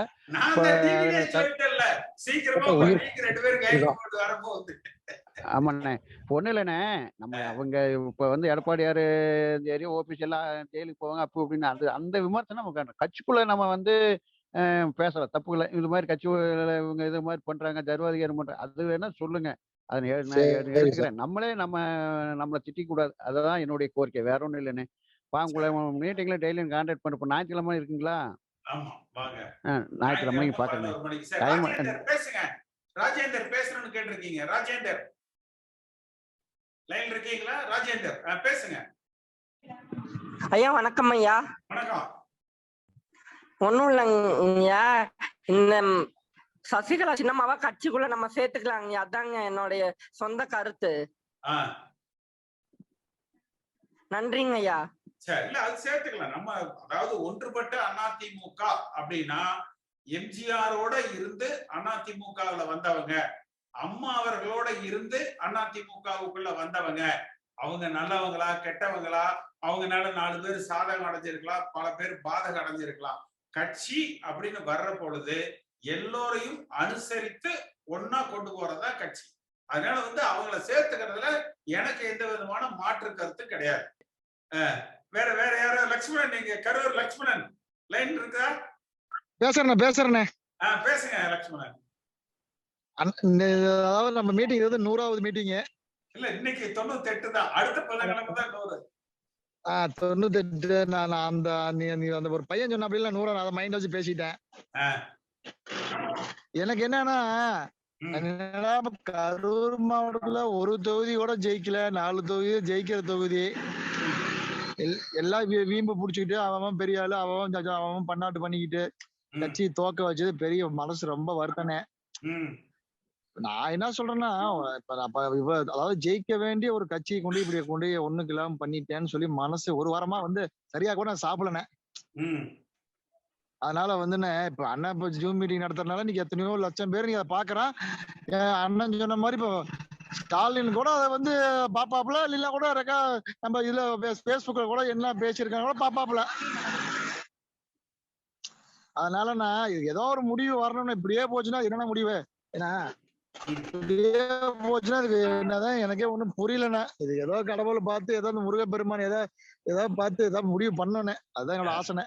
சார் விஜய் டாடா விஜய், என் பேர் விஜயகுமார், கன்னியாகுமரி டிஸ்ட்ரிக்ட். இல்ல, இந்த டாடாங்கிறது என்ன அது சொல்லுங்க சார். நான் டாடா மில்ல ஒர்க் பண்றேன், அதனால தான் டாடான்னு போட்டிருக்கேன். ஓ, டாடா மில்லுல ஒர்க் பண்றீங்களா? இல்ல டாடா மோட்டார்ஸ் கமர்ஷியல் வெஹிக்கிள்.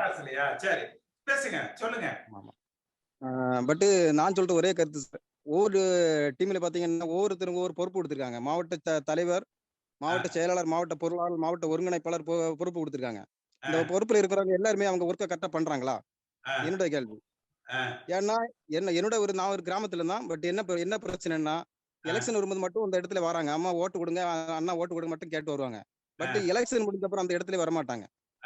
ஒரு இடத்துல என்ன பிரச்சனை இருக்குது யாருமே கேட்டு வர மாட்டாங்க. என்ன அந்த ரோடு பிரச்சனையா, என்ன வீட்டுல என்ன பிரச்சனை இருக்குது எதுவுமே கேட்ட மாட்டாங்க. எலெக்ஷன் மட்டும் வரும்போது ஓட்டு கேட்டுவாமா, ஓட்டு கொடுங்க அப்படின்னு, அவ்வளவுதான்.